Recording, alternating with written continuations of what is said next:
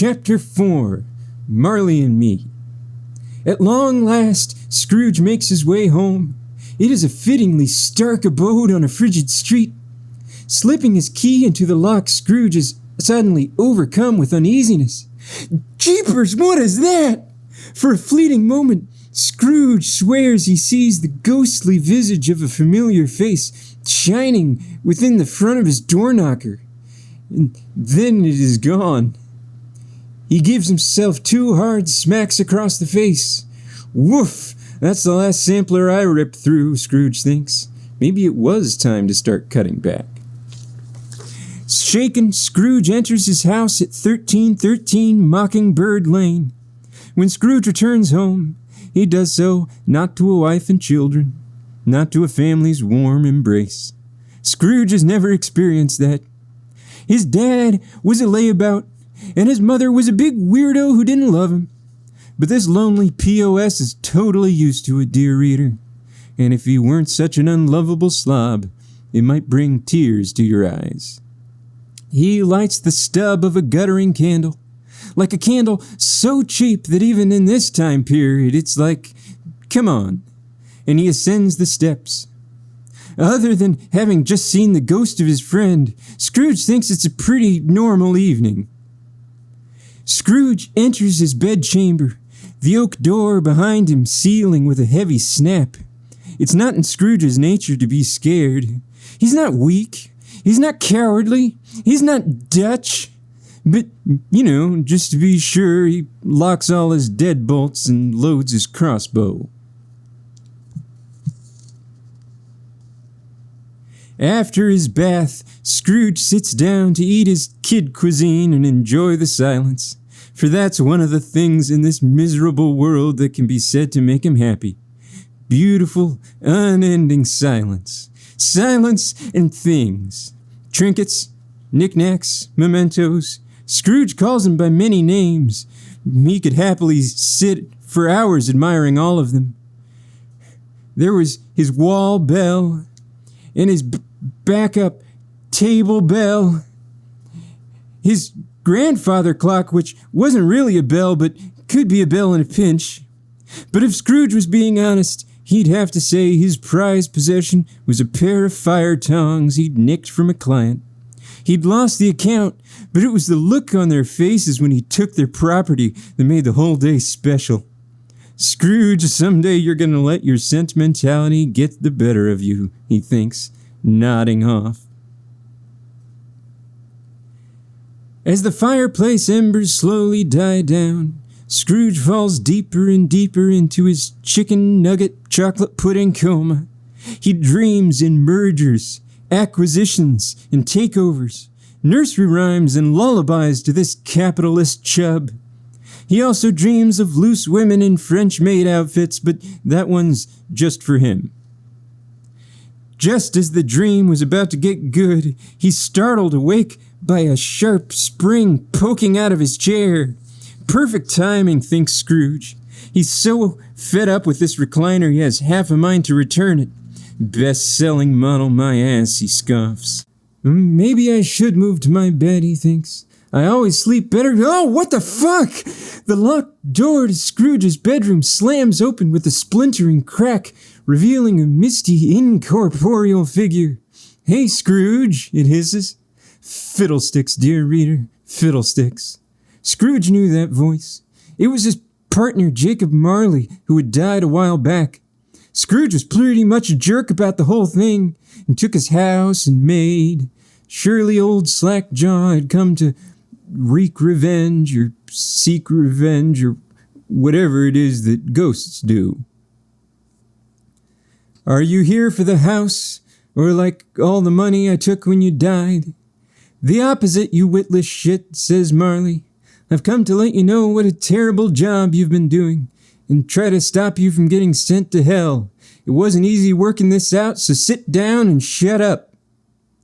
Scrooge sits and proceeds to run Jacob through a series of arbitrary tests to affirm his ghostliness, as if he knows how any of this works.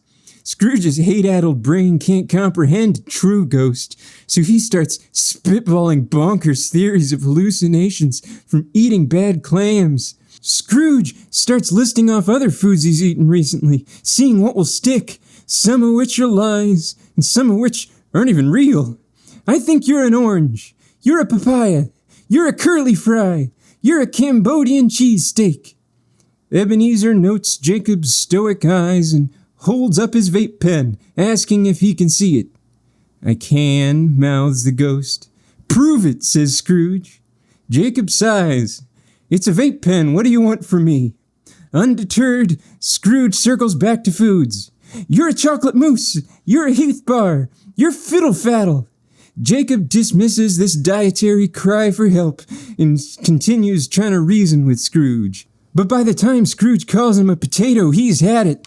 Listen, Scrooge, Jacob shrieks. Can't you be cool for like 10 goddamn seconds? You think this is some fucking charades because I'm here on my dime and I don't have all night? Scrooge falls shaking to his knees and wets himself, the customary sign of contrition in those days. Jacob tells him to get himself cleaned up and take a seat, and they get down to business. He tells Scrooge of the Council of the Unconscious, an underworld think tank he's part of. It's basically just a group of guys getting together, throwing a few skulls around and dealing with a bunch of earth problems that heaven just can't make time for. It's clear that Jacob doesn't think much of divine management. Scrooge thinks this all sounds pretty cool, and Jacob agrees it's pretty dope, but says not to get the wrong impression. You definitely want to be in heaven, Scrooge, Jacob assures him. Between the constant torture and forced data entry, hell is just a lot to deal with. Anyway, when your name came up, I knew I had to come talk to you. You know, heaven's pretty pissed about what you've been doing down here with all the stealing and lying and stuff. Scrooge fidgets and stares at his feet. It isn't easy for ES to feel shame, but he is capable. Jacob tells him not to give up, though, because he and the boys worked up a plan, sort of a scared straight scenario. Scrooge will get to see how his actions have affected others and get a crash course in learning from his mistakes. If it works, Scrooge will be a changed man and avoid eternal damnation, and Jacob will go into the rehabilitation business full time. Okay, says Scrooge. How does this work? Is there like a book on tape or something? Jacob shakes his head. I've got 3 ghosts lined up who are gonna come and talk to you. They're the best in the biz. You'll like 'em. We'll accept maybe the 3rd one, but you gotta listen to him, Scrooge. You only have until tomorrow. Oh boy, sticker shock. But Jacob, that seems a little fast, Scrooge dryly gulps. I'm an old man with a lifetime of inflicting misery. How am I supposed to change overnight? Jacob slaps and wipes down his face, in danger of lengthening his already oblescal countenance. Look, do you want to go to heaven or not?